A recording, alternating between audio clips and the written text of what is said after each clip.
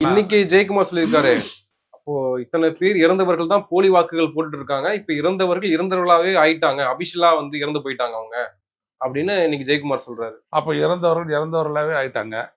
அப்புறம் இது மாதிரி ஷிஃப்ட் ஆனவங்க நிரந்தரமா ஷிஃப்ட் ஆனவங்களாவே ஆயிட்டாங்களாமா? லூசுத்தனமா பேசிட்டு இருக்கிறாங்க இந்த எடப்பாடி பழனிசாமியும் இவரும். என்னது இதெல்லாம்? இது யாருன்னு உனக்கு தெரியுமா? ஷிஃப்ட் ஆனவங்க யாரு? செத்தது யாரு?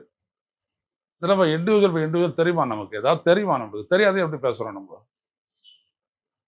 இப்போ சென்னையில் எடுத்துக்கிட்டீங்கன்னா டெட்டு 1,50,55 பேர் அப்படின்னு சொல்றாங்க. சரிதானே? இதை வந்து நம்ம பார்க்க வேணாவா? சரி பார்க்க வேணாவா? கொளத்தூர் தொகுதியிலே 1,00,000 போலி வாக்காளர்கள் இருந்திருக்கிறாங்க, நீக்கப்பட்டிருக்காங்க அப்படின்றப்போ முதல்வரே வந்து போலி வாக்குகளை வைத்தா வெற்றி பெற்றிருக்காரு அப்படின்னு எடப்பாடி இன்னைக்கு. அப்ப அண்ணா நகர்ல வந்துட்டு 1,00,000 அண்ணா நகர்ல 1,18,000 பேர் போலி வாக்காளர்கள் வச்சா ஜெயிச்சாங்களாமா? அப்புறம் விருகம்பாக்கத்தில் வந்துட்டு 1,10,000 போலி வாக்காளர்கள் வச்சு ஜெயிச்சாங்களாமா? அப்புறம் அதே மாதிரி தான் சொன்னாங்க இந்த இதுக்கு இல்லையா, எக்மூர் திருவள்ளிக்கேணி, சேப்பாக்கம் திருவள்ளிக்கேணியில் 89,224 இல்லையா? அங்கே நான் இருக்கிற சைதாப்பேட்டையில் பார்த்தீங்கன்னா 87,268 இங்கேயும் போலி வாக்காளர் வச்சு தான் ஜெயிச்சாங்களாமா? அப்புறம் வந்துட்டு பார்த்தீங்க அப்படின்னோம்னா ராயபுரம் அந்த ஊரோட தொகுதி, ஜெயக்குமாரோட தொகுதி, அங்கே வந்துட்டு 51,711 போலி வாக்காளர் தான் ஜெயிச்சாங்களாமா?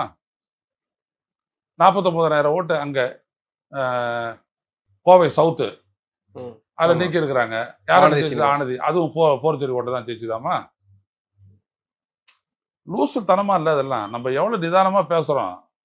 இதுல என்ன நடந்திருக்கலாம் இண்டிவிஜுவலா நம்ம பார்க்கணும்னு சொல்றோம். நம்ம கலெக்டிவா பார்த்துட்டு இது தான் ஜெயிச்சாங்க உடனே ஒரு ஹைப்பை கிளப்பி விட்டு போறியா? உனக்கு ஏதாவது புத்தி இருக்குதா? உனக்கு இப்ப மட்டும் நீ ஜெயிக்க போறியா?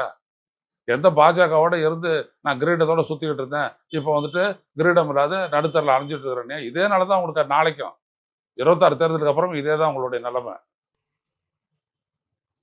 இவங்க எதையோ பேசிட்டு இருக்கிறாங்க. என்ன நடக்குது அப்படின்றது யாருக்குமே தெரியாது. இப்போ ஃபார்மை ஃபில்அப் பண்ண ஃபார்ம் எல்லாமே நம்மளுக்கு ஃபில்அப் பண்ணி எல்லாரும் ஃபில்அப் பண்ணி கொடுத்துட்டாங்க. அது உங்களுக்கு தெரியும். எல்லாரும் தானே கொடுத்துறான்னு சொல்லுவீங்க. ஜெயக்குமார் கிட்ட எல்லாரும் ஃபில்அப் பண்ணி கொடுத்துறாங்க. அப்போ கொடுத்த ஃபார்ம்லேயே வந்துட்டு இவ்வளோ பேர் நீக்கப்பட்டிருக்காங்களா? ஷிஃப்டட்ன்றதை எப்படி கண்டுபிடிச்சாங்க? ஏன்னா பிஎல்ஓ வரல, எல்லா இடத்துலையும் பிஎல்ஏ தான் வந்து கொடுத்துட்டு போகிறாங்க. ஒரு பிஎல்ஏ 2 தான் கொடுத்துட்டு போகிறாங்க. அதாவது அரசியல் கட்சியில் சார்ந்தவர் தான் கொடுத்துட்டு போனாங்க. அதுக்கப்புறம் நம்ம போயிட்டு கொடுத்தோம், இல்லை அவங்க வந்து வாங்கிட்டாங்க. ஏதோ ஒன்று இருக்கட்டும். எல்லாமே எப்படி நடந்ததுன்னு உங்களுக்கு ஏதாவது தெரியுமா?